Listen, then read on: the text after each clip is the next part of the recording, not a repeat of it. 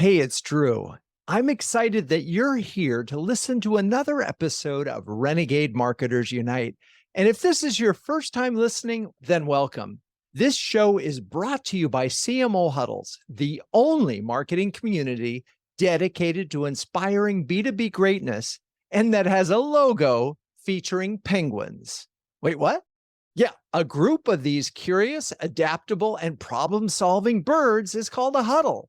And the B2B marketers and CMO huddles are all that and more, huddling together to heat up the coldest job in the C-suite. And now that CMO Huddles has 3 membership tiers, we're ready to inspire B2B greatness at all levels. To learn more, check out cmohuddles.com. Now, before we get to the episode, here's a shout out to the professionals at Share Your Genius. We started working with them over a year ago to make this show even better and have been blown away by their strategic and executional prowess.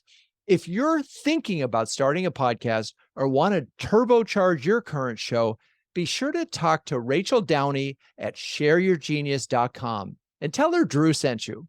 Okay, let's get on with today's episode. Hello, Renegade Marketers. Welcome to Renegade Marketers Unite, the top-rated podcast for B2B CMOs and other marketing-obsessed individuals.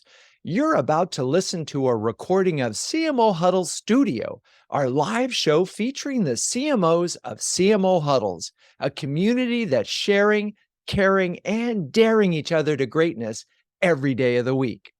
This time, we've got a conversation with huddlers Melanie Marcus of Surescripts, Grant Johnson of Billtrust, and Lauren Boyman of KPMG US on getting organizational buy-in for strategic initiatives.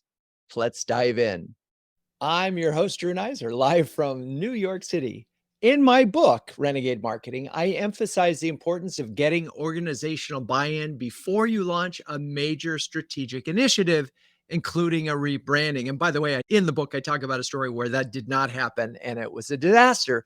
It may sound like a no-brainer, but you'd be surprised how many times this often proven truth is overlooked in the name of, I know what's right, or we don't have time. To paraphrase Dara Royer, now the CMO of Syracuse University, she said, being right is useless if the whole organization doesn't buy into your thinking. And that means you, the CMO, need to bring people along with you, making them part of the process. In some cases, feel like it was really their idea. All right, with that, let's bring on Melanie Marcus, CMO of Surescripts and star of episode 9 of Renegade Marketers Live, and now on episode 9 of CMO Huddle Studios. Hello, Melanie. Hi, Drew. Great to see you again. How are you and where are you? I am well, and I'm in Washington, D.C. All right, so you've been at Surescripts now for 6 years. What does Surescripts do? Sure. Well, Surescripts is a health information network. We exchange health intelligence across the country to the tune of almost 22 billion times a year. If your physician is sending a prescription from your physician's office to the pharmacy, or when you're with your physician, you see your medication history there, or if you see some kind of clinical history from another provider's office, it is often Surescripts behind making that exchange possible. I often wondered how that sort of magically happens, right? I mean, you're at the doctor, you get your prescription, and next thing you know, you stop by Walgreens or CVS and bingo, there it is. Okay, you're on the show because you led a big strategic initiative. Could you share the background and the time frame for where you were to where you wanted to get to? I thought about this a lot because there are many of these initiatives. In my job at Surescripts, we are a growing and changing company, and there is plenty of change to lead. When I joined Surescripts 6 years ago and was brought on with really a change mandate to the company had just brought out probably 5 or 6 pretty big products to the market. And the products were in the form of like transactions that were being transacted across the network, and they really didn't know how to talk about them. There was no content, no framework, no infrastructure, nothing. In fact, they'd go to trade shows and my new boss, our CEO at the time, would say, Melanie, every single person has something different to say about Surescripts. Help us. And so the first thing that I had to do was change and create a brand architecture and naming process. And it couldn't just be that. Like, that's marketing jargon. That's not very exciting. So I'll talk about that in a minute. I couldn't use those words, but that's what we did. And 9 months later, from when I joined, we brought out an entirely new way to go to market with a great way to talk about the products that we were bringing to market, great way to talk about the network that we use. All by itself has lasted us for almost 6 years. It's funny, I sit here talking about that today, and today, literally, we are in the process of evolving it very quickly. So it's changing as we speak, but it's lasted us for a good long time. First of all, the thing that 9 months, for those of you who've never been through a transformational process like that, is actually pretty fast. And second, to last 6 years, I got to say, the only way that ever happens is if the same CMO is in the seat, because there is a tendency to just, as a CMO, I've seen this where it's like, well, we need to redo it. But it's a testament to the work that you did that enabled it to last this long. So Yeah. Yeah. talk about that Yeah. process of what you went through. How'd you buy in? So this is my first 9 months on the job. The key here is I was brought in with a change mandate. And I'm sure we'll talk about that a lot throughout, because if you don't have one, you need to create one. I had one, and it was pretty much from the top down. I've been in other situations, including at Surescripts, where I need to create them, but I didn't need to create it. The other piece of this is that as I brought it through the whole organization, in my learning the organization too, I had to make sure I wasn't using marketing jargon. I was really taking this straight to, how is it going to help the business? The business, we brought out these new products. That's fantastic. And we need to be able to sell that. And here's how this is going to help sell. That was a key component. But really, the biggest challenge here was culture change, not only culture change for how do we go to market, which was not insignificant, but also culture change in how do you view marketing. Marketing was not viewed as the trusted partner to help bring a strategic initiative through the organization. So I had to gain trust. Marketing was an order taker. I had a very, very small team at the time. So I had to gain enough trust to say, hey, we got to stop order taking, to my colleagues at the executive team. Like, we're stopping order taking. We will do these things, but this is why, and this is what you can expect as a result. They couldn't wait 9 months for a deliverable. They had to see something early. And I would say one of the things that really held us was that 3 months into the job, aligned with our head of sales at the time, which was also key, we brought out a pilot. Like, okay, this is not perfect, but this is a version of how you could talk to the market about what we've got. Use this for a little while, give us feedback. We're going to go do the work. That helped tremendously. Wow. Okay. There was so much in there to unpack. I have to check on a few things, but one is that you do have a quick win or a quick something to show for your efforts. We're going to change our culture. We're going to change our go to market. We're going to change how we talk about the brand. Trust me, this is going to work. What things did you do to gain that trust? I had to put together a roadmap on how it was going to happen and involve my colleagues, including my own executive colleagues, in that work. And while we were doing that, I had to methodically deliver on the things that we promised out of that order taking. We had to deliver it in hopefully a better way than we were before, making sure you get all of the voices into the process without being a big committee. Get all the voices and listen really carefully and reflect it back to everybody. So across the organization, people feel heard. And it doesn't mean that you're going to take every piece of it hook, line, and sinker. It's part of a bigger input into a process. I'm thinking of times when big brand ideas got implemented, and one of the things where it can die, you can do all the interviews, but if the CEO doesn't feel it, you're done. And so I'm curious how you involved, particularly the CEO, in the process. So the CEO helped me because, as I said, we've evolved this brand, this work over the 6 years. It didn't just stay stagnant. We evolved it. And one of the key, I'll use this word, which she brought to me, which was be a thought partner. So I wouldn't always go to my boss with a brand new presentation and pitch for him. I would sit down and go, here's where I'm at. I just need your thought partnership in this. Where are you at? What are your thoughts? We do this regularly in our one-on-ones so that I knew where he was, he knew where I was, and it wasn't always just trying to pitch him. God, that's such a smart way of doing it. And as you think about persuasion, particularly when it's a CEO, it's not that it has to be their idea, but they do have to think it through with you. And if you deny that opportunity, they're really going to just look for the problems. The CEO is the front face of the brand.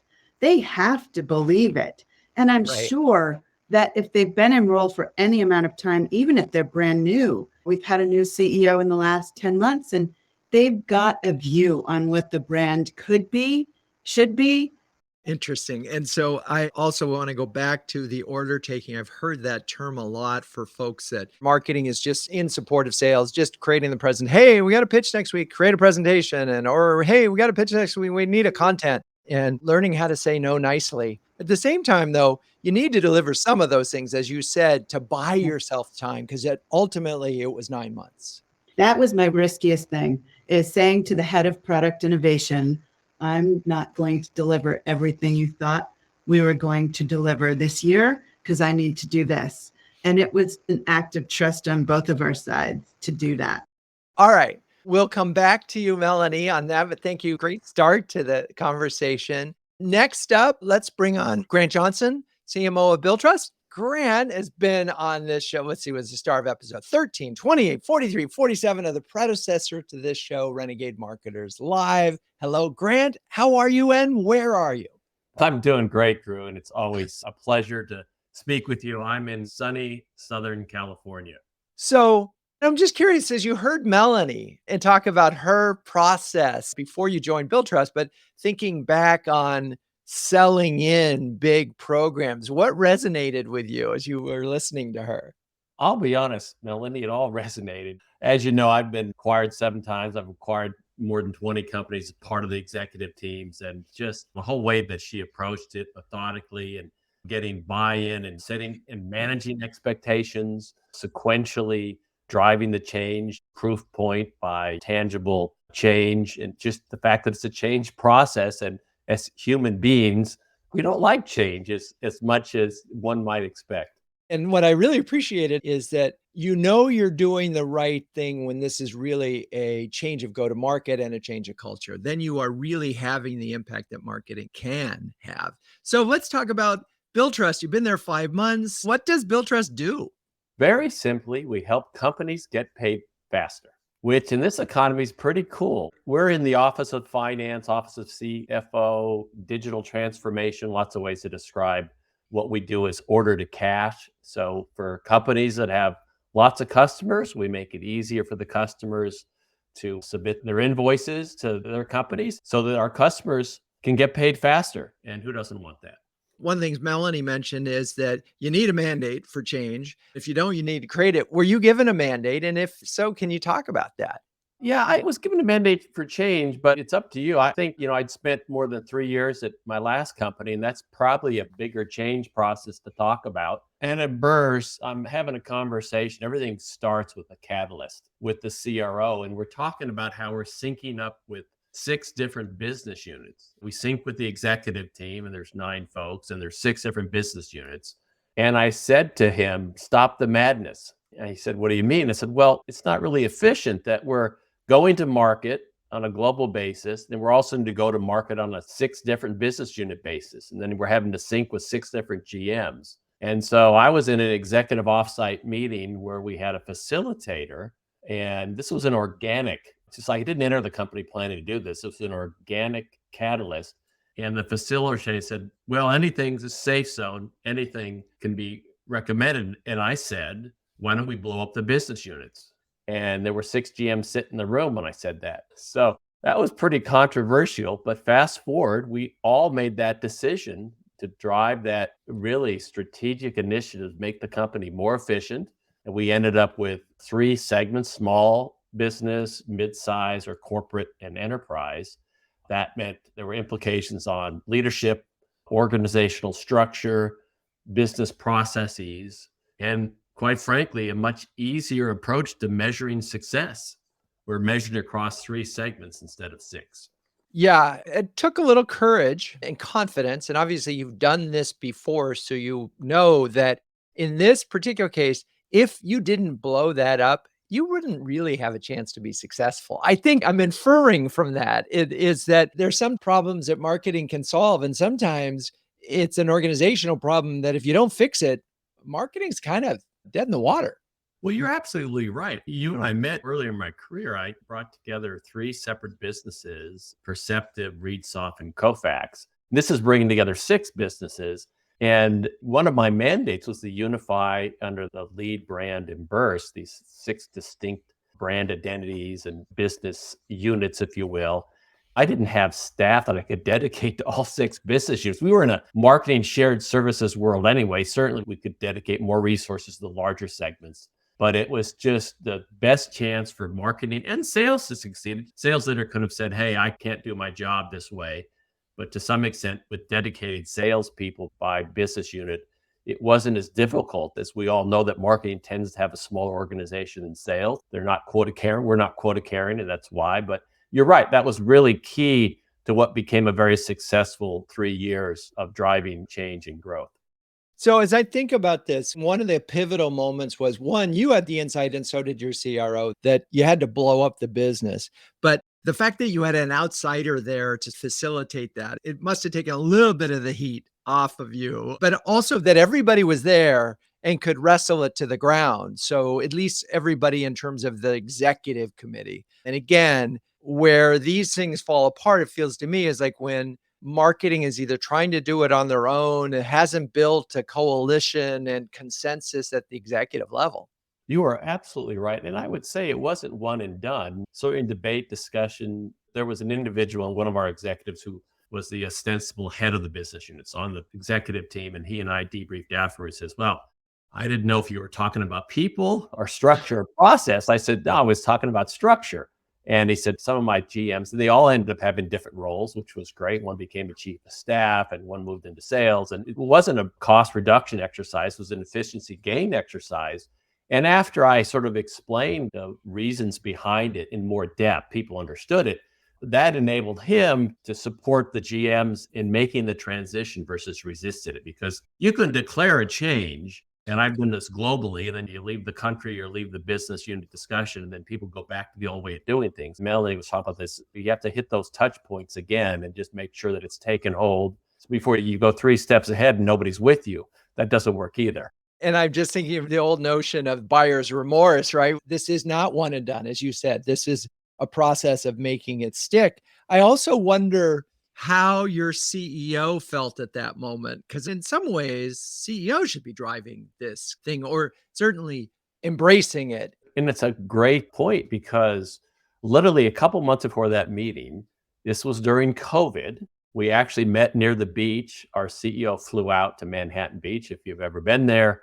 And the CRO, the CEO, myself, were talking about it. And we just started describing, the two of us, to him that, hey, we can keep operating this way, but isn't there a better way? Shouldn't we be thinking about it? I said, yeah, I'm trying to figure out how best to drive the change. Obviously, you two will need to be instrumental in facilitating it. And so we sort of had an early discussion. So he supported the idea, as did the president at the time. And had they both said, we can't deal with that now, I wouldn't be here talking about the change that happened for the better.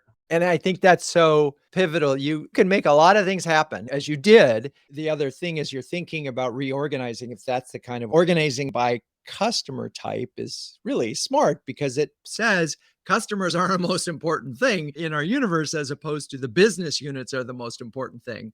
But if you hadn't had that conversation with the CEO and basically saying, I got your back, it's not going to happen, because too many people will just go around and do it. All right. Very cool. Thank you for that. We're now going to talk to Lauren Boyman, CMO at KPMG USA. Hello, Lauren. Welcome to the show.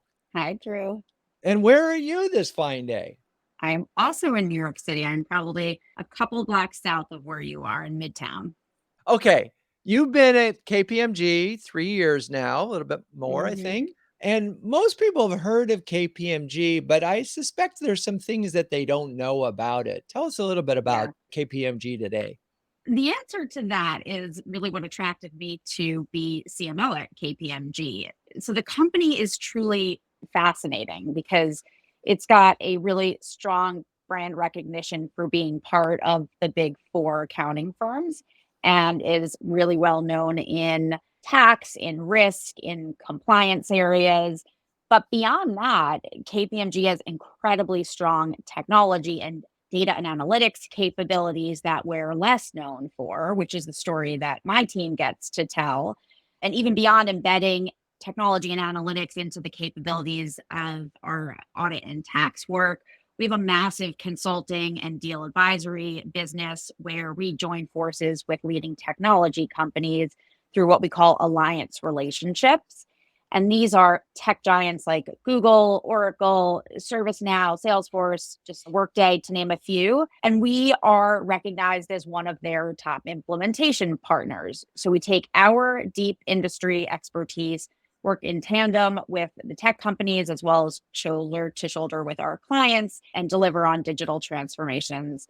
Actually, just today, don't know if you saw it, but there was an announcement about KPMG and Google Cloud expanding our alliance to bring Google Cloud's innovations in Gen AI to the front. And there's just a tremendous and dramatic impact of Gen AI that we need to help our clients to navigate. And it's not really a question of if it will benefit them, it'll just be a question of how and how quickly. So it's really an exciting place to be. There's just a ton of capabilities at KPMG that we're not known for. I could go on for hours. We have strong capabilities in the Web3 metaverse space, an entrepreneur in residence program, just spun off a company from our KPMG studio called Cranium, which is a software solution that secures AI and machine learning technologies. We're all seeing a surge in that right now, but KPMG's been at that for a really long time. So it's a really interesting marketing and branding challenge. So you're on the show because you led a big strategic initiative. Let's talk about that. How do we get people or your target audience to recognize that there's this whole other part of KPMG they may not have known about? There's a big brand perception gap that we are trying to close. So we started about 2 years ago on a brand refresh effort and got to launch early in probably 22. We're looking at this effort as an enabler of our growth overall. So in that same time frame, we announced and began our front office transformation, which I've been knee deep in for some time now. So both the brand refresh as well as how sales and marketing work together and are enabled by technology. It's all really about amplifying growth and showing the many capabilities that the firm has. And what I get most jazzed about is how the brand and how we're seen in the market, that's really acknowledged internally to be critical to our growth agenda. And I think that's a big tailwind for marketing and for marketers. Just listening to the other two, Melanie and Grant, that's not always the case. So that's really helpful. And not to say that we don't have challenges in perception or in gaining a seat at the table, but there is a lot of support for just the fact that marketing is a key growth enabler to a company. One of the things about a professional services firm is that it's about the people. So if they don't understand the brand or don't have a sense of the brand or clarity around the brand and why it exists, it's a problem. Talk a little bit about it, because it sounded like part of this was to help your employees rethink how they thought about KPMG, right?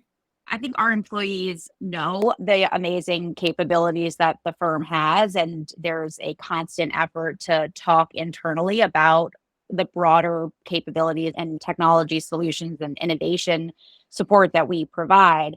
I think for us, it's our clients are aware of it, our employees are aware of it. It's more about that broader marketplace, and that's what we really are seeing in the research. Our clients we have really strong and trusted relationships with, but it's those prospects and those non-clients that really need to better understand what we do. So we kicked off this effort, and just an interesting aspect of the dynamic at a company like KPMG is that we are a global brand, but we are member firms that are legally independent.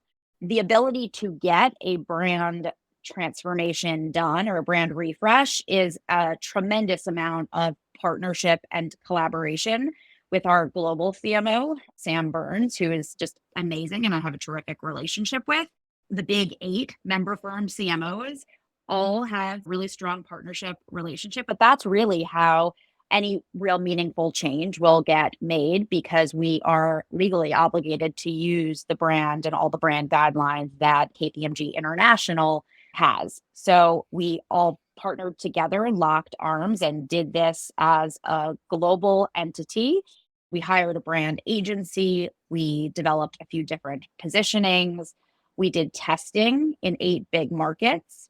The results of that data by market, they weren't all consistent. And that really helped us to make a decision and to let the data guide us in terms of what was the right decision. Although there was still a tremendous amount of debate and back and forth that took place between both the marketers and the business side, given the dynamics of a really big, complex organization like ours.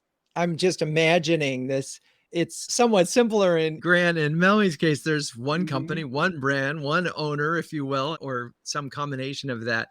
Is that sort of the biggest challenge that you faced in all this, is just getting this global buy-in? The interesting thing is, at what level do you communicate at that umbrella brand versus there's a tremendous amount of marketing activity that goes on and messages that get driven through different channels or for different audiences and for different purposes. But we had to keep revisiting, what are we trying to accomplish, which is, how do you talk about unique capabilities and what ties 3 businesses together, audit, tax, and advisory, and what can stand the test of time and also work across such diverse but complementary businesses that all sit underneath the KPMG umbrella. I think that the thing that is clear from this process is the methodical nature that you had, the process of getting people to just get where we're going, why this is good for the business, and bringing them into the process in order to get to conclusions that could not have been easy. Definitely not easy. I would say it requires a good amount of patience for sure, persistence, and collaboration amongst lots of different stakeholders across different time zones, and doesn't happen on the timeline that you or I, ideally want it to, but nothing good gets done alone, as they say. So I would say patience is a virtue, and I've learned that and practiced that throughout this. That's such a hard thing because I don't know a good CMO who recognizes patience as a value. I mean, it's not in your nature. All right. Well, thank you for that. We'll come back to you and the whole group. But at this moment, I'm going to talk a little bit about CMO Huddles. Launched in 2020, CMO Huddles is an exclusive community of over 100 highly effective B2B CMOs who share, care, and dare each other to greatness. In fact, all we're thinking about is inspiring B2B greatness. That is the world of CMO Huddles. That is why we do this show. We hope you find inspiration out of it. Anyway, given how the hard things are getting out there, who doesn't need a little reassurance that they're not alone? Everything about CMO Huddles is designed to be a force multiplier, helping you to make faster, better, and more informed decisions. Since no CMO can outwork this crazy job, CMO Huddles is here to help you outsmart it. And that's the really interesting part. And I want to talk to Grant and Lauren and Melanie as you think about CMO Huddles in terms of, are there moments where you were able to take something that you got, whether it was in a huddle or in a recap or something, that inspired some action that you were able to move the business forward?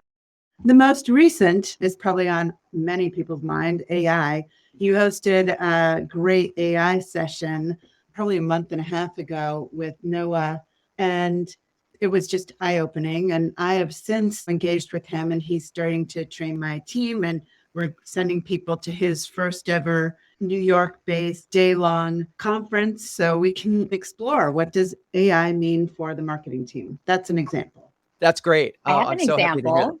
Oh, Lauren. I mentioned our front office transformation, which is our implementation of both sales and marketing cloud from Salesforce. And there's just many different angles and components to that. And the first question I'll always ask myself is, what's best practice? How do other people do this? What did others learn? And to just be able to reach out to a CMO community and ask for very specific parameters. I literally, I think, went to your assistant and said, I'm looking for people who have this MarTech stack and have done this in the last year. And she was able to give me 3 people who I then had really great conversations with, not just them, but they brought their key lieutenants on so that we could really get into the weeds and the details of it. And it was incredibly valuable to me and my team. That's amazing. And so, Grant, you've been with us a long time as well, and you've been so helpful on the one-on-one side advising, but I'm just curious if there's a circumstance where in the last year or two where something came through huddles that really sort of helped you. As you mentioned, the one-on-ones, and we're always trying something new. We're going to go into a small business segment or add a product or open a new vertical, and who else has done that? And what are the lessons they've learned and the pitfalls that we can avoid as CMOs? That's been helpful, as well as the summaries that the CMO huddle does. Because sometimes, does my whole team know that? Content marketing tips or how to do the best combination of virtual and in-person events to build audiences, attendance, and pipeline. And there's value in every huddle. It's as much as about actively participating and seeking information. And as you said, it's quid pro quo. I'm happy to help others and share the insights and my lessons learned as well. Which is really great. And I thank you for that, because it's one thing if you need help, but it's another thing to be able to give it to. So Huddles is grateful that you do that, and all of you do that. Anyway, if you're a B2B CMO who can share, care, and dare with the best of them and are ready to be inspired to greatness, check out CMOhuddles.com. So now let's talk about one of the things when you're first starting one of these initiatives. Are you top down, get the CEO behind you, or bottom up? And if top down, how do you make sure it gets beyond the C-suite? So any thoughts on this methodology and process? Grant, you're shaking your head, so let's do it. One of the lessons I learned on these big strategic initiatives is my first tour of duty as a CMO is to get a couple board members behind you, because you could be updating a board at a quarterly basis. Like, what the heck? Why are we going left? I thought we were going right. And so I found to get a couple of board allies. It's great when you can meet in person, of course. And if they're behind you, the CEO gets even more supportive. If they're not, that's a different conversation.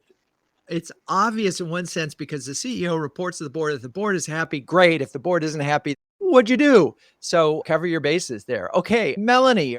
I think it can go both ways. Top down, I talked about earlier. If you keep that messaging in place for 6 years, you got to keep it fresh. You got to keep moving it and all of that. And one of the things that I did was more bottoms up. It was more grassroots up.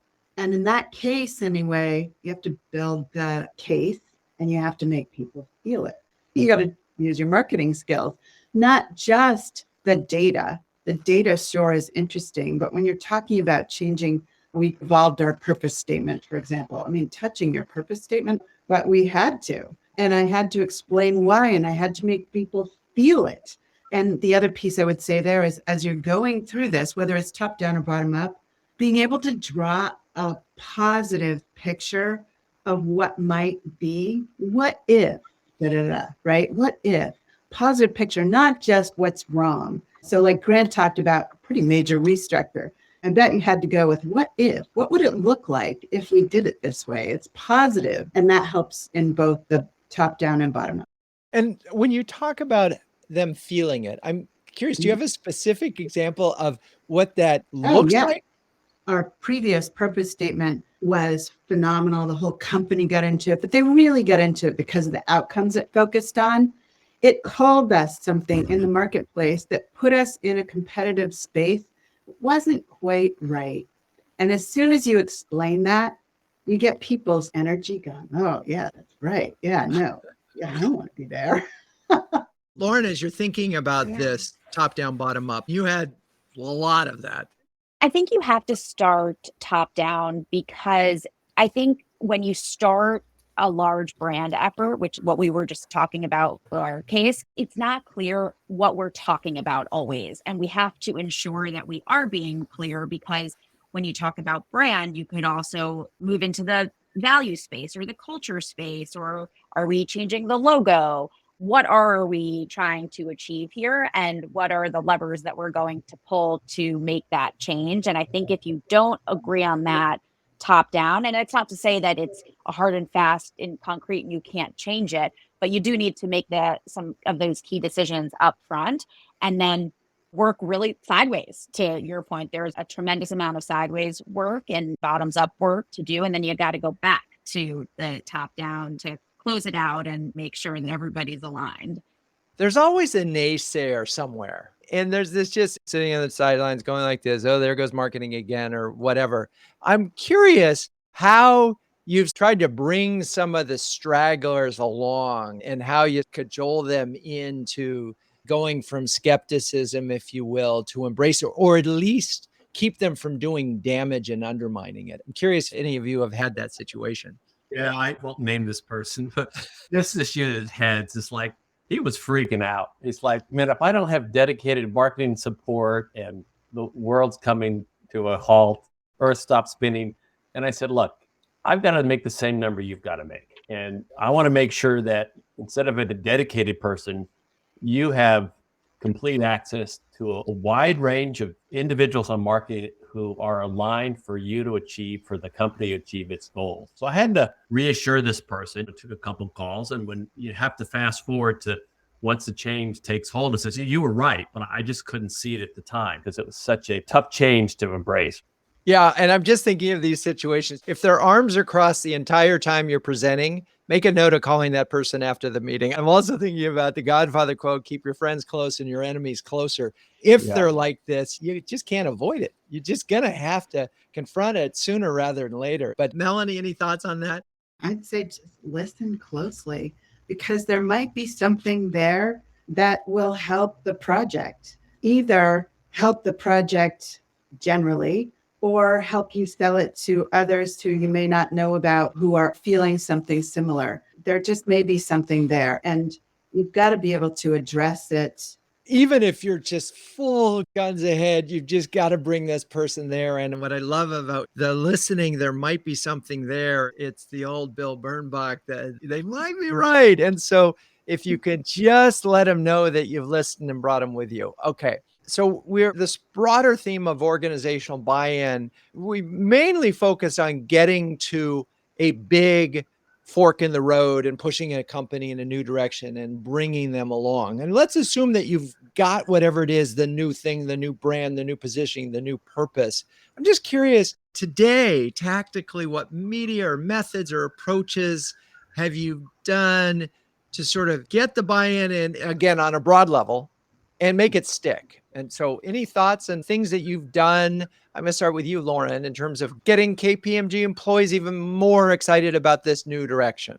This is a journey and this will be an ongoing thing that we are going to be activating. But at the start of it, one of the key audiences obviously was employees and getting them to be really excited about it and to want to be brand ambassadors, each of them, but really represent the brand and feel proud. And what we did was, in addition to things that you would probably expect, like videos or web portals or other things like that, to make them aware and have information available, we asked each of them to update their LinkedIn banner with our new brand positioning. And so what that did was, when you look collectively at all of our employees on LinkedIn, like you can see this consistency. And we didn't have just one option. We had an array of options, but that was something that was really exciting. And I think really got people to want to show up in their professional environment with our new brand. There are other programs that we're looking to roll out that are about how we're storytelling and about how people live the brand in whether it's their client engagements or their communities or within the company on a day-to-day basis. And I think that will be really powerful as well. I love that. I mean, whether 300,000, 400,000, I mean, how many employees are there globally? It's huge. It's a big number. Yeah, around there globally. Imagine suddenly all over this number of people have a new LinkedIn banner and it's aligned. But the key insight there, I thought, was that you had multiple versions. I bet very few brands would do that. They sort of have the one. But here you gave people a choice a little bit. So it's like they got to choose the polo shirt with it, but the color they wanted. so they Yeah. could wear it a little more comfortably. I love that. It's a nuanced thing, but I think it's really, really smart. Grant, Melanie, anything to add in that? Well, I involved that employee engagement. We created an employee brand champion program where people signed up to be a brand champion. That means that, yes, they're out there doing the social media, et cetera, but also we'd engage them in focus groups. So when we got far enough along, we'd bring that group together, and we still do that today. And big projects bring that group together to get some input from a broader group of employees. And it's so obvious, but it doesn't happen a lot. It's like you went to them to get their input at the beginning, and then you say, okay, we're off and running and we're rolling it out. But that's so smart that so now they're brand ambassador, and then you can use them as a feedback loop. Again, empowering them a little bit more to shape the direction of the company. Amazing. Well, first it's time for what would Ben Franklin say, some words of wisdom before we go to your words of wisdom. And we've talked a lot about that there's no heroism in being right in this role. There is a collectively getting to a place. And so I think what Franklin would say about this is he said, singularity in the right has ruined many. So thank you for that, Ben. So if you're talking to a bunch of B2B CMOs, as we do a lot in CMO Huddles land, who are struggling to get buy-in, each of you, if you could, a couple of do's and a don't for getting organizational buy-in on strategic initiatives. And I think we'll start with Lauren, because you were last at the beginning. So first here. So I would say my go-to is to have one-on-one conversations with people, and it's time consuming, and you really have to spend time and be willing to listen to what the objections are and to not be immovable about your position. So you're getting their feedback because you want to evolve and get to a place where they will buy in and be an advocate and feel like they had a part in the process to develop it. So I always go to those one-on-one discussions as a way to really connect. Got it. These are people who are really important. We're going to sit down. We're not only going to listen carefully, but we're also going to incorporate their feedback. As Melanie said earlier, they might be right. Okay, let's go. Grant, final words of wisdom.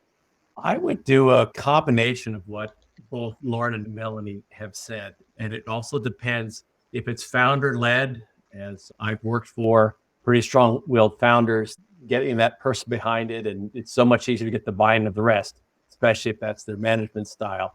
But if it's more consensus driven, I'm not sure I have to get to everybody on the executive leadership team, but certainly one-on-ones with most of them makes a lot of sense. But the other thing is find those change champions, whether it's brand change or go-to-market change or whatever it might be. And they could be at various levels of the organization, but they're going to help make sure you keep momentum and it sticks. Thinking about the first part of your thing is you do need to cover off anybody who has veto power, anybody who could kill it. So that would be the one-on-ones for sure. And then the change champions is so interesting because your research will have identified those individuals because they will be excited about it. And then you're going back to them and empowering them. And so you're training them to become the people who can then go and train everybody else in terms of what this new positioning or program might mean. Okay, Melanie. So we've talked about the need to create or have a change mandate. I would say to do that must be based in the needs of the business. If I just said we need to change our purpose, but we need to change our purpose. Why? Because we're going somewhere in our vision, our strategy that our purpose is not supporting. Okay, now there's something there. And to keep it positive. So to keep it grounded in the what if instead of that this doesn't work. The what if, where we're going. And I just want to emphasize this. You all in your role are really smart and have done this before and understand where you're going to get. And you know how the pieces are going to fit together. You're going to need to bring people along with you. And the key that I heard there was helping them understand the why and then painting the picture with the what if. All right. Thank you. Grant, Johnson, Melanie, Marcus, Lauren, Boyman, you are great sports and great insights. To hear more conversations like this one and submit your own questions while we're live, Join us on the next CMO Huddle Studio. We stream to my LinkedIn profile, that's Drew Neiser, every other week. Renegade Marketers Unite is written and directed by Drew Neiser. Hey, that's me. The show is produced by Melissa Caffrey, Laura Parkin, and our B2B podcast partner, Share Your Genius. The music is by the amazing Burns Twins, and the intro voiceover is Linda Cornelius.